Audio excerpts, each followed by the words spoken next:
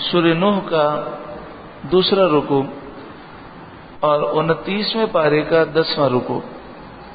قال نوح علیہ السلام نے عرض کی، ربی اے میرے رب، انہم عصونی، بے شک ان کافروں نے میری نافرمانی کی، واتبعوا من لم یزدہ مالہ وولدہ الا خسارا، اور ایسے لوگوں کے پیچھے یہ لوگ چلے ہیں کہ جن لوگوں نے ان کے مال کو بھی تباہ کیا، ان کی اولاد کو بھی تباہ کیا۔ یعنی گناہگاروں کے جو سردار ہیں، یہ گناہگار اپنے ان سرداروں کے پیچھے چلے ہیں کہ جنہوں نے انہیں گناہوں پر لگایا، گناہوں کی وجہ سے انہیں مال کا بھی نقصان ہوا، اولاد کا بھی نقصان ہوا، پھر بھی یہ ان گمراہوں کے پیچھے چلتے ہیں۔ وَمَكَرُوا مَكْرًا كُبَّارًا، اور انہوں نے بڑے فریب کیے اسلام کے خلاف۔ وَقَالُوا، اور یہ کافر بولے، لَا تَذَرُنَّ آلِهَتَكُمْ، ہرگز اپنے خداؤں کو نہ چھوڑنا، وَلَا تَذَرُنَّ وَدًّا وَلَا سُوَاعًا، اور ہرگز ود کو نہ چھوڑنا، یہ بتوں کے نام ہے، سوا کو نہ چھوڑنا، ولا یغوث، اور یغوث کو نہ چھوڑنا، ویعوق، اور یعوق کو نہ چھوڑنا، والنصر، اور نصر کو نہ چھوڑنا۔ یہ 5 بت ہیں جن کا ذکر اس آیت کریمہ میں ہے۔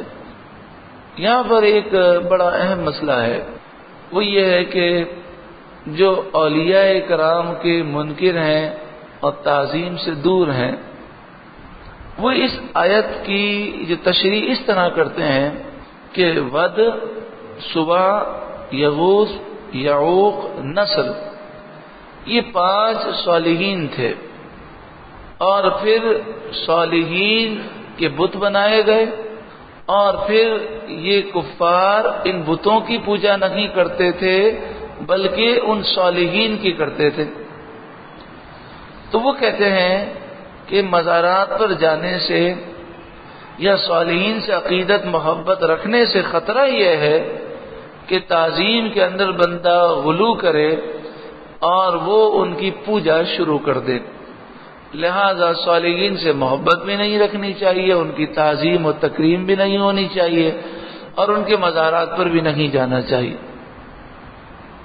مسئلہ یہ ہے کہ بعض باتیں صحیح ہوتی ہیں اور اس کا نتیجہ غلط پیش کیا جاتا ہے۔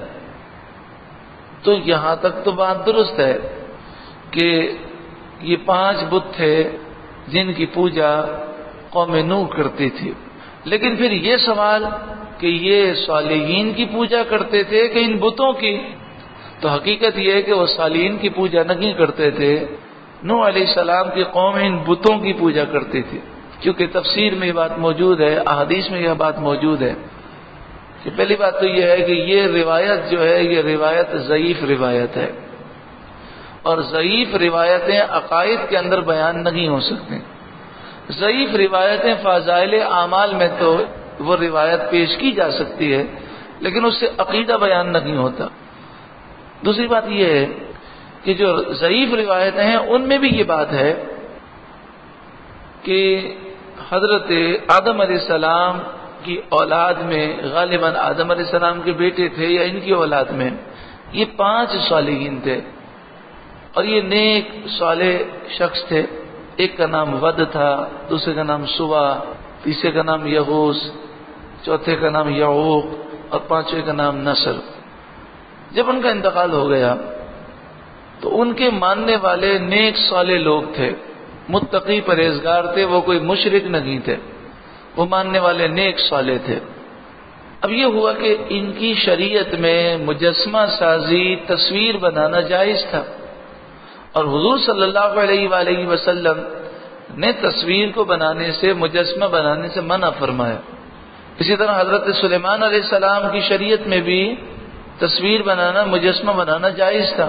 جس طرح حضور سے پہلے جو انبیاء شریعت لے کر آئے، اس میں آپ دیکھیں حضرت یعقوب علیہ السلام نے اور یعقوب علیہ السلام کے بیٹوں نے یوسف علیہ السلام کو سجدہ تعظیمی کیا، تو ان کی شریعت میں سجدہ تعظیمی جائز تھا، اور حضور جو شریعت لے کر آئے اس میں ناجائز ہے۔ تو یہ جو صالحین تھے 5، اور وہ بھی ضعیف روایت کی بنیاد پر بات کر رہا ہوں کہ ضعیف روایت سے بھی یہ بات ثابت نہیں ہوتی جو بدعقیدہ لوگ ثابت کرنا چاہتے ہیں۔ تو یہ جو 5 صالحین تھے، یہ اللہ تبارک و تعالیٰ کی عبادت کرتے تھے۔ جب ان کا وصال ہو گیا تو ان کے ماننے والے وہ موحد تھے، توحید کو ماننے والے تھے، اللہ وحدہ لا شریک کو مانتے تھے، کسی اور کو خدا نہیں مانتے تھے، اور ان کی شریعت میں مجسمہ سازی جائز تھا۔ تو انہوں نے ان صالحین کی مجسمے بنائے، اور مجسمہ بنا کر انہوں نے یادگار کے طور پر رکھ دیا۔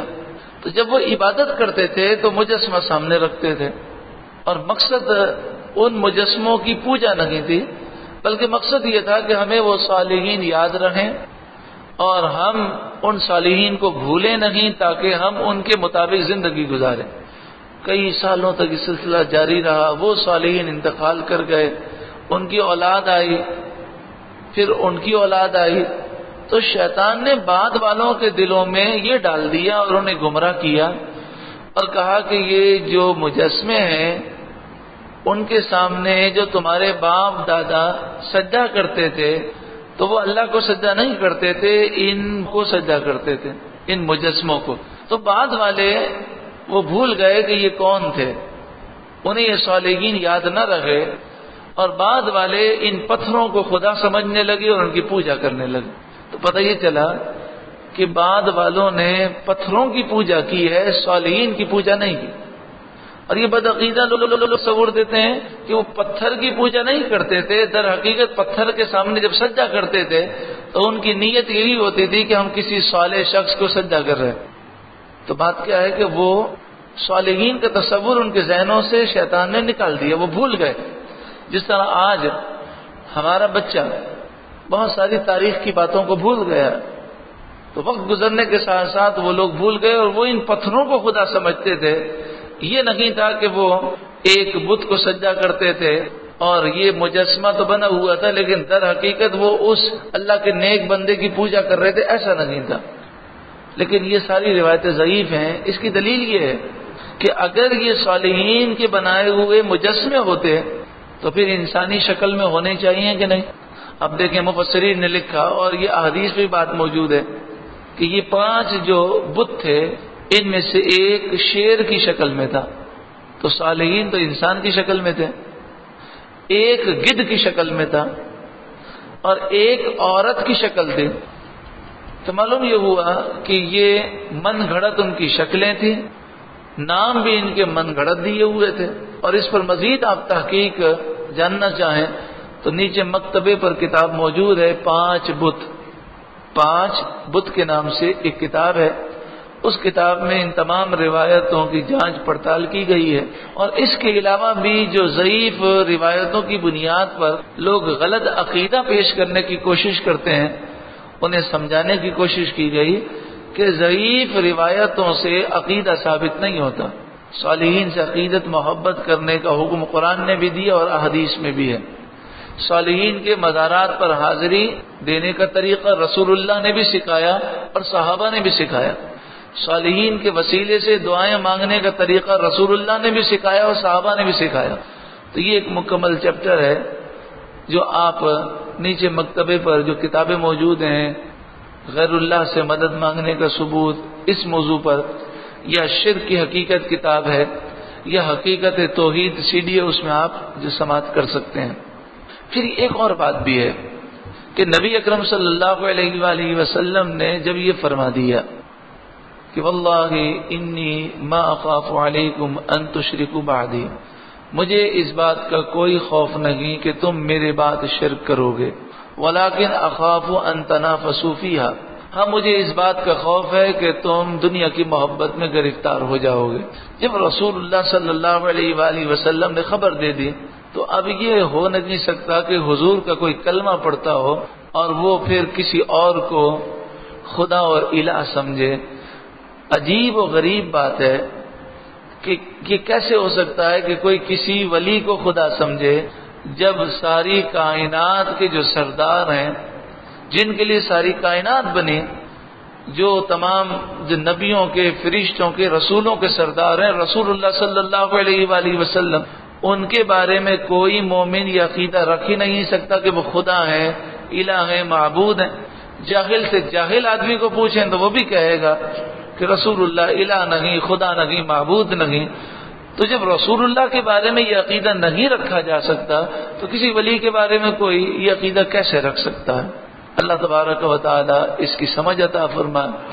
جب یہ حدیث بدعقیدہ لوگوں کے سامنے پڑھی جائے تو وہ کہتے ہیں یہ تو رسول اللہ نے صحابہ سے کہا تھا، حضور نے تو صحابہ کی گارنٹی لی تھی کہ تم میرے بعد شرک نہیں کرو گے، بعد والوں کا تو ذکر نہیں ہے۔